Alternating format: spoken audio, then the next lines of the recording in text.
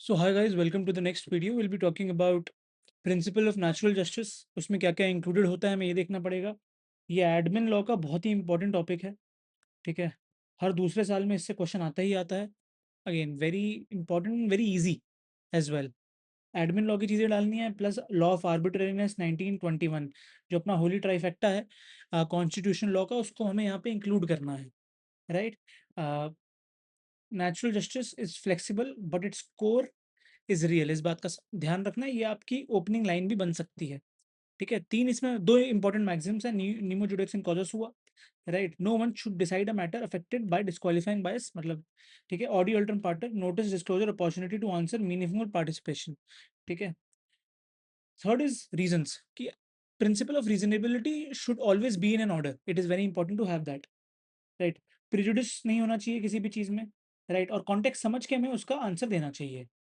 Right, then इसकी constitutional foundation, कुछ कुछ केसेस हैं वो मैं आपको पढ़ाऊंगा अभी। मनेका गांधी कॉन्स्टिट्यूशनल केस है, एक कृपाक का एक केस है।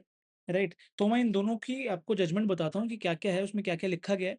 और ये बहुत ही इंपॉर्टेंट प्रोस्पेक्ट है इस पूरे प्रिंसिपल ऑफ नेचुरल जस्टिस के कॉन्सेप्ट का। राइट, फर्स्ट ऑफ ऑल हम let's see what is written in the case of A Kraipak versus Union of India. Right, इसमें फैक्ट्स यही थे कि the acting chief conservator of forest was a candidate for selection to the prestigious Indian Forest Service. ठीक है, इसमें IFS में बंदे को जाना था, he was also appointed as a member of selection board, plus ये सिलेक्शन बोर्ड का मेंबर भी था। सिलेक्शन बोर्ड का मेंबर ही था, तो यार यहाँ पे अब दो जगह एक साथ आ गया ये।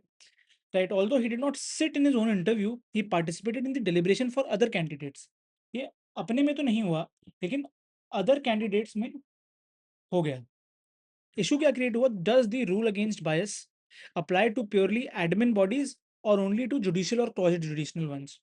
ठीक है, क्या एडमिन में ही सिर्फ इंक्लूड रहता है या जुडिशियल और नॉन जुडिशियल वंस में भी होता है इंक्लूजन। जजमेंट किया, the supreme court erased the rigid distinction between admin and quasi judicial functions. It ruled that natural justice applies wherever admin power produces serious civil consequences. Even though the selection board was an admin body, an interested member participation created a disqualifying bias, which is pneumo judice in causa sua. No one should be a judge, right? No one should be a judge in his own case. Remember that. Facts क्या थे इसके, मेनका गांधी का जो case था, इसमें भी बहुत important case है, यहाँ पे मैं इसके बारे में लिखता हूँ आपके लिए। Right, now will talk about Maneka Gandhi's case. The petitioner passport was suddenly impounded by the government in public interest. Passport रख लिया पब्लिक इंटरेस्ट में, पब्लिक इंटरेस्ट में। Right, the government refuse to provide her with reasons for this action and did not give her a prior hearing. Plus prior hearing भी नहीं दी, hearing भी नहीं दी। यार अब ये तो दो दो इंपॉर्टेंट चीजें वॉलेट हो गई। फिर इशू क्या है, does article 21 require the procedure establish by law to be inherently fair? Can the right to be heard be excluded by administrative discretion or not, is the question here. In a watershed judgment, the court held that any procedure affecting personal liberty must be fair, just, and reasonable, not fanciful. While genuine urgent action might alter the timing of a hearing, constitutional fairness and the principles of natural justice cannot be replaced by arbitrary statutory discretion. That is the whole prospect of Maneka Gandhi case. ठीक है, rule against बायस अब हम देखते हैं। बायस hearing and reasoned decisions, नीमो जुडिक्स का मैंने आपको बता दिया। Right, no one should be a जज in its own case. Right, जज नहीं होना चाहिए अपने केस में। एक एक कृपायप का केस मैंने यहाँ पे बताया आपको।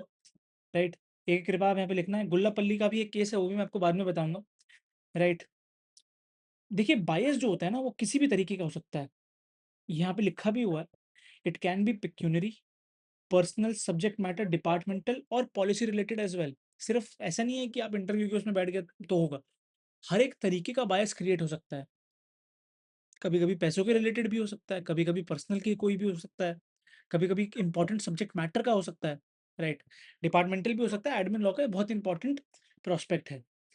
Institutional structure matters, combining functions is not per se valid, but personal interest, prior commitment और डिपेंडेंस में कॉम्प्रोमाइज इम्पार्शियलिटी।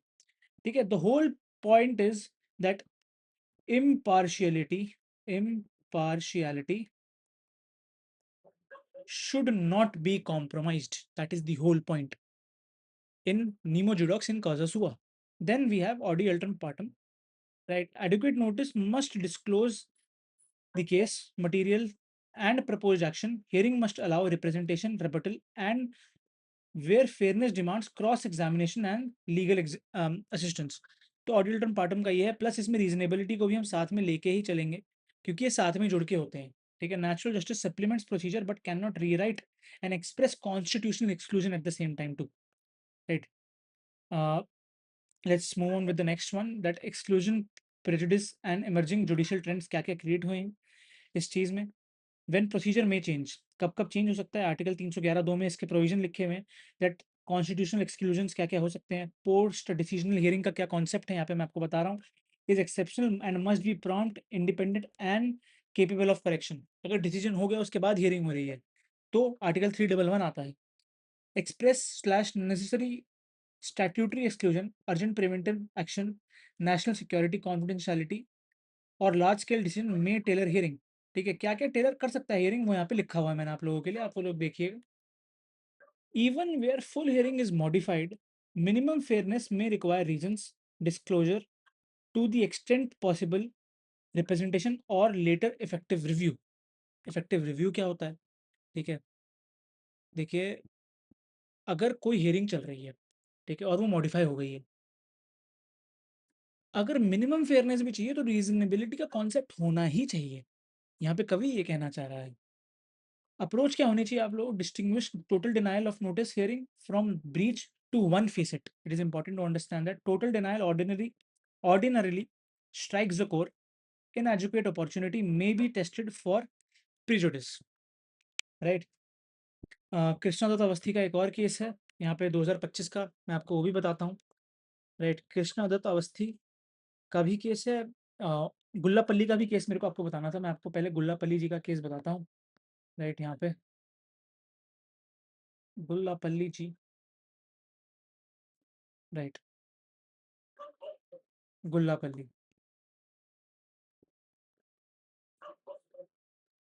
राइट, इसमें क्या करना है आपको, मैं आपको ना यहाँ बताता हूँ, ठीक है। गुल्लापल्ली के केस में क्या है, फैक्ट क्या थे गुल्लापल्ली में। Gullapalli Nageswara Rao versus APSRTC। The state transport department publish a scheme to nationalize motor transport. Motor transport को नेशनलाइज कराना था। The Secretary of the Transport Department heard the objections to scheme from private operator, but the final decision to approve the scheme was made by CM. CM की approval चाहिए थी, ठीक है। Does a structural overlap in initiating a scheme and deciding objections or a division between hearing and deciding violate natural justice or not? Natural justice violate हो रहा है नहीं, यहाँ पे ये क्वेश्चन क्रिएट हुआ, सुप्रीम कोर्ट ने बोला, स्ट्रक डाउन कर दिए प्रोसेस को on the grounds of natural justice. First, the same governmental structure initiating the scheme and deciding objections created inherent official bias. Second, it violated the principle that he who hears must decide. Right, he who hears must decide. Right, important.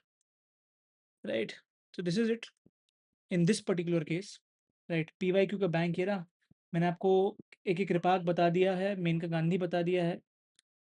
मैं आपको अब एक और case बता देता हूँ, ये SN Mukherjee वाला जो है, ठीक है। और या मध्यमम ब्रॉडकास्टिंग भी मैं आपको पहले बताता हूँ, ये बहुत ही रिसेंट जजमेंट है 2023 की। ठीक है, इसके फैक्ट्स ये थे कि the ministry of information and broadcasting refuse to renew the broadcasting license of a Malayali news channel. ठीक है, साइटिंग इंटरनल सिक्योरिटी को साइट कर दिया। ठीक है, based on undisclose intelligence input submitted to courts in a sealed cover. Can the government use undisclosed seal cover material and vague national security claims to bypass procedural fairness?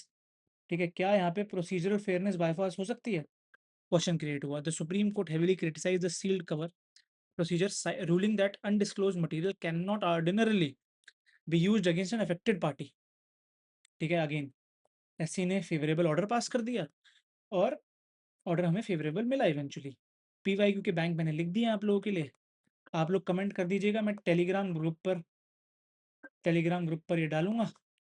Right, conclusion में जो अगर question आया तो conclusion में क्या लिखना है आप ये देख लीजिए। Natural justice now operates as a constitutional discipline of fair admin with flexibility at the edges but firmness at the procedural core. That is the important thing here. You all need to understand. Right, this is it. This is the PDF. I'll share it with all of you. Thank you.